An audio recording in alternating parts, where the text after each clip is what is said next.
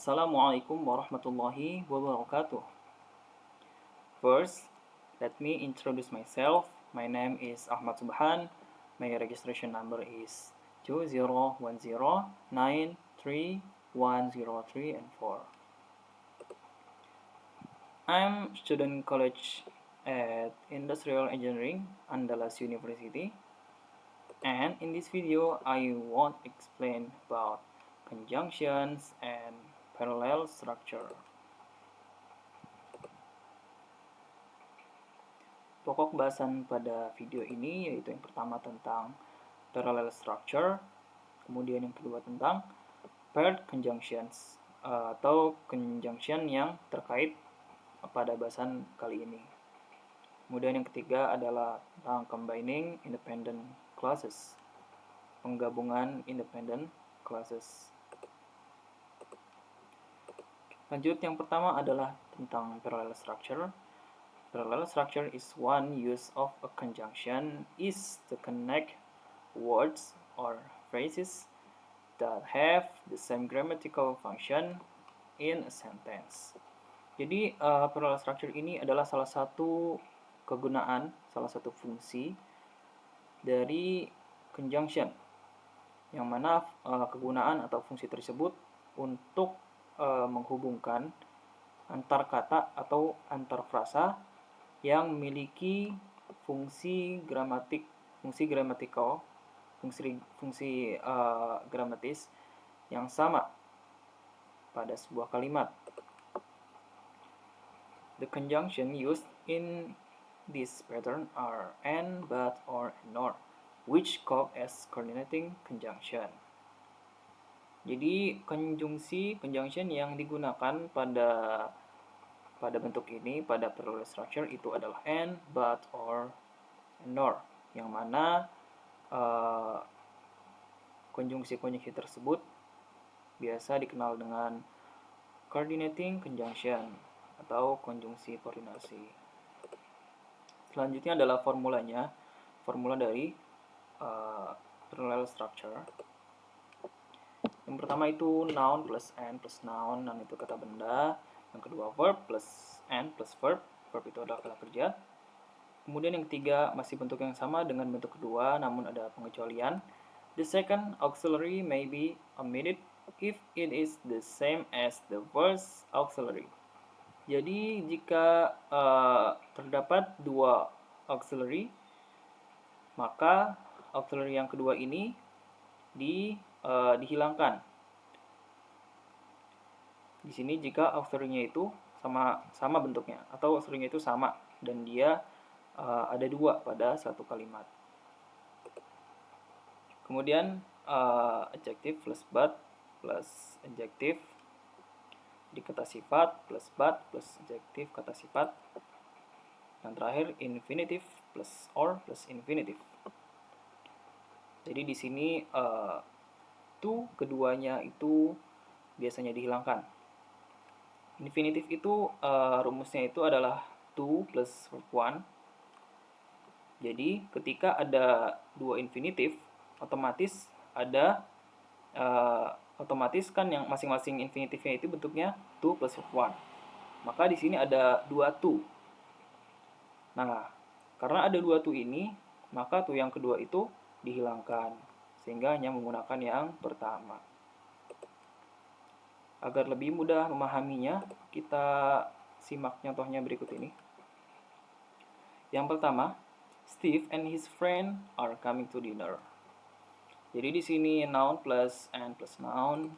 Kedua, Susan raised her hand and snapped her fingers. Verb plus and plus verb. Yang ketiga, he is waving his arms and shouting to us. Jadi di sini terdapat dua auxiliary. Auxiliary-nya itu is. Jadi auxiliary itu adalah verb yang berfungsi sebagai pembantu. Jadi dia menegaskan atau memperjelas verb utama. Dan di sini kan verb utamanya itu waving. Maka dia memperjelas waving is-nya ini. Sama halnya dengan ini.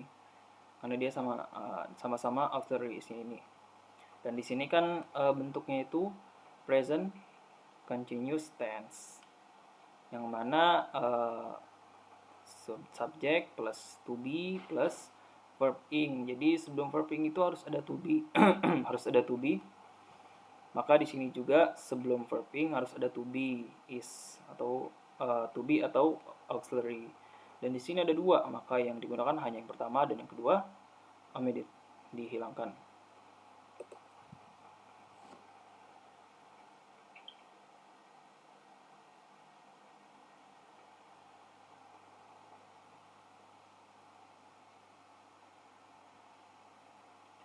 Kemudian yang ketiga adalah contohnya, yang keempat maksudnya. These shoes are old but comfortable. Adjective plus but plus adjective.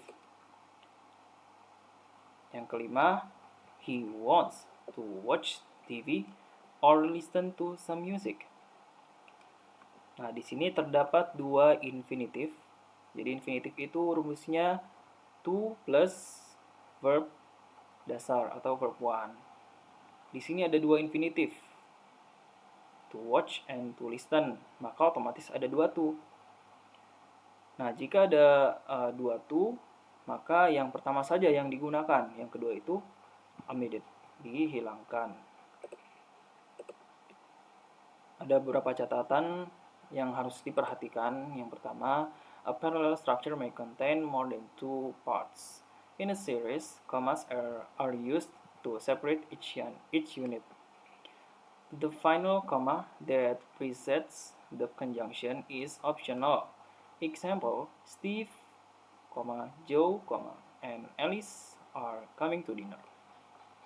Jadi parallel structure itu mungkin saja memiliki lebih dari dua unsur atau dua bagian. Jadi maksud unsur di sini bisa noun, bisa adjective, bisa verb, dan lainnya. Kemudian koma ini digunakan untuk memisahkan antar unsur tersebut atau antar unit tersebut. Maka jika terdapat lebih dari satu koma, maka koma yang terakhir ini yang presets the conjunction, yang posisinya mendahului conjunction, bersifat opsional, artinya boleh ada atau boleh tidak. Seperti di sini contohnya, Steve, Joe, and Alice. Nah, ini kan ada nih, final komanya ada, koma terakhir, dan di sini posisinya sebelum conjunction. Ini boleh seperti ini. Namun jika komanya dihilangkan, koma yang ingin dihilangkan juga boleh juga. Contohnya Steve, Joe, and Alice, nggak pakai koma, itu boleh juga. Kemudian yang kedua, ada pengecualian di sini. No commas are used if there are only two parts to a parallel structure. Jadi tidak diperkenankan penggunaan koma apabila hanya terdapat dua unsur atau dua unit pada parallel structure. Contohnya, Steve and Joe are coming to dinner. Ini contoh yang salah. Kenapa? Karena di sini hanya ada dua unsur noun, yang pertama Steve, yang kedua Joe. Maka otomatis nggak boleh pakai koma. Sementara di sini ada koma. Ini tidak diperbolehkan. Maka contoh yang benar adalah contoh yang di bawahnya, yang nggak ada komanya. Selanjutnya, paired conjunctions atau konjungsi terkait pada bahasan ini. Yang pertama, both and. Kemudian yang kedua, not only but also. Yang ketiga, either or. Yang keempat, neither nor. Selanjutnya adalah formulanya, both plus noun plus and plus noun. Noun itu kata benda. Kemudian yang kedua, not only plus verb plus but also plus verb. Verb itu kata kerja. Yang ketiga, either plus noun plus or plus noun. Noun ini kata benda. Yang keempat, neither plus adjective plus nor plus adjective. Adjective adalah kata sifat. Kemudian ada beberapa catatan yang harus dicermati, diperhatikan. Yang pertama, choose subject connected by both and take a plural verb. Jadi ketika dua subjek yang dihubungkan dengan konjungsi ini dengan conjunction but and maka dia menggunakan plural verb. Plural itu jamak gitu. Kemudian keterangan yang kedua, when two subjects are connected by not only but also either or, neither nor, the subject that is closer to the verb determine whether the verb is singular or plural. Jadi ketika terdapat dua subjek yang terhubung dengan konjungsi ini, maka subjek yang lebih dekat dengan verb itu menentukan verbnya itu singular atau plural. Seperti contohnya, but my mother and my sister are here. Maka di sini my mother, my sister itu adalah noun dan but and itu conjunctionnya. Dan di sini conjunction but and menggunakan plural verb. Nah, ini plural are. Not only my mother but also my sister is here. Not only my sister but also my parents are here. Neither my mother nor my sister is here. Neither my sister nor my parents are here.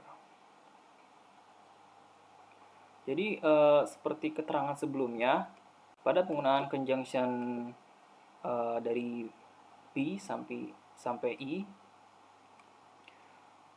maka subjek yang lebih dekat dengan verb yang menentukan apakah verbnya ini digunakannya itu plural atau singular. Seperti contohnya ini. Nah, ini kan verbnya itu subjeknya itu yang lebih dekat dengan verb itu antara my mother dengan my sister itu my sister yang lebih dekat dengan verb. My sister ini singular, maka verbnya juga singular. Kemudian yang ini yang lebih dekat itu my parents. My parents itu plural, maka verbnya juga plural. Demikian pula dengan yang di dan i. Contoh selanjutnya adalah the research project will take both time and money. Dan selanjutnya itu the research project will take both time and money. Yesterday it not only rained but also snowed. I'll take either chemistry or physics next quarter. That book is neither interesting nor accurate. Nor plus adjective. Selanjutnya adalah combining independent clauses. Penggabungan independent clause with coordinating conjunctions dengan konjungsi koordinasi.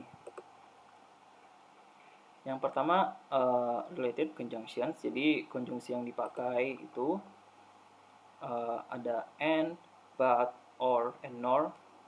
Dan juga selain ini ada tambahan conjunction so, for, and yet. Jadi so ini sama artinya dengan therefore. Therefore itu artinya oleh karena itu. Kemudian as a result. As a result artinya sebagai hasilnya.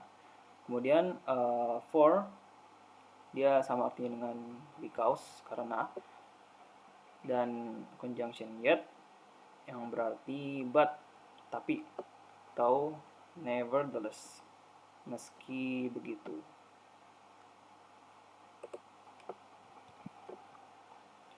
Nah, di sini ada pengkhususan untuk conjunction so, for, and yet. Dia memiliki arti yang berbeda jika terdapat atau jika ditempatkan pada struktur yang berbeda pula. Contohnya, he isn't so tall as his brother. Di sini penggunaan so itu bukan berarti therefore atau as a result, tapi sebagai as, sebagai perbandingan. He isn't so tall as his brother. He isn't as tall as his brother. Kemudian yang selanjutnya adalah we waited for the bus. Nah, for di sini sebagai preposition, sebagai preposisi yang mengarah pada busnya. She hasn't arrived yet. Yet di sini sebagai an adverb meaning. Jadi sebuah keterangan yang berarti up to this time. Up to this time itu artinya adalah sampai saat ini. Selanjutnya adalah punctuation atau tanda bacanya. Tanda baca yang pertama itu a period, atau dalam British English itu dikenal dengan a full stop. Itu maksudnya adalah tanda titik. Nah, tanda titik ini tanda titik digunakan untuk memisahkan dua independent clause. Kemudian yang B tentang tanda koma. Tanda koma ini seringkali diposisikan presage, jadi mendahului conjunction, termasuk conjunction so, for, and yet. Ketika mereka ini digunakan sebagai connecting conjunctions, itu bisa saja didahului dengan koma. Kemudian in short sentence, the comma is sometimes omitted. Jadi pada kalimat yang pendek, tanda koma ini kadang-kadang dihilangkan. Oh ya, terkait independent clauses. Jadi independent clause itu adalah sebuah kelompok kata yang mengandung subjek, verb, dan komponen-komponen lain, komponen tambahan seperti objek, kemudian objek, terus adverb, dan lain-lain. Tapi yang utama itu dia subject plus verb. Jadi kata-kata tersebut memiliki atau membentuk pikiran yang utuh. Jadi memiliki makna yang utuh. Lanjut. Yang D, in informal writing, a conjunction sometimes begins a sentence. Jadi pada bahasa yang tidak resmi, pada bahasa informal, conjunction itu kadang-kadang mengawali sebuah kalimat. Jadi conjunction ini letaknya di awal kalimat. Contohnya, it was raining hard. There was a strong wind. Di sini penggunaan tanda titik yang memisahkan dua independent clause. Independent clause pertama, independent clause kedua. Nah, di sini tidak boleh digunakan tanda koma. Contohnya, it was raining hard, koma, there was a strong wind. Nah, itu tidak boleh. Jadi, yang diperbolehkan itu penggunaan tanda titik. Nah, untuk tanda komanya, penggunaannya harus ada conjunction-nya. It was raining hard, koma, and there was a strong wind. Jadi, tanda koma, kemudian yang mendahului conjunction-nya, setelah itu independent clause yang kedua. Nah, selanjutnya tidak menggunakan tanda koma juga boleh. It was raining hard and there was a strong wind. Ini tidak menggunakan tanda koma. Itu boleh juga, diperbolehkan. It was raining hard, titik, and there was a strong wind. Nah, di sini conjunction-nya ini mengawali sebuah kalimat. Jadi conjunction bertempat di bagian depan kalimat. Nah, ini juga diperbolehkan, tapi dalam bentuk informal atau dalam bahasa informal. He was tired, so he went to bed. The child hid behind his mother's skirt, for he was afraid of the dog. She did not study, yet she passed the exam. Alright, that's all from me. Thank you very much for your attention and hope it useful. Wassalamualaikum warahmatullahi wabarakatuh.